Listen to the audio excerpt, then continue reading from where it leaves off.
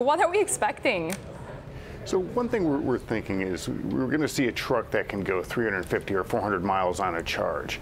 And that won't address the entire trucking market because a lot of truck drivers, a lot of rigs go 500-600 miles in a day, but it's a pretty good chunk, so he would have a lot of appeal. We don't know a lot of the technical specifications yet. I'm going to be curious to know how much this battery weighs because that'll play into just how much freight you can actually carry in this thing.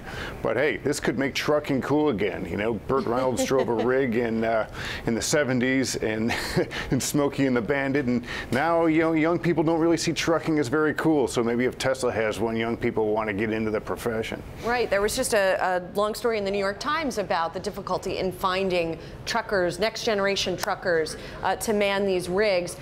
You're curious about how much the battery's going to weigh. What about the cost of this thing and how it's going to compare to existing rigs?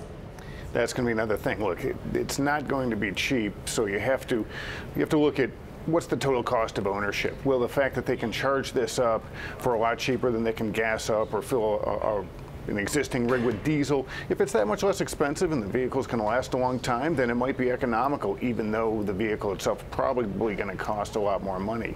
And the other part is, how autonomous is this? Can you have eventually, will you have a truck that drives itself? The first one we see that he's going to show tonight will not probably be able to. In fact, I highly doubt it, but maybe it has a lot more autonomous features, which just makes them safer on the road because, hey, when you're driving for 8 hours, you can get tired and distracted, and if the rig can drive itself or at least keep a tired driver from straying out of lane, that's a good thing.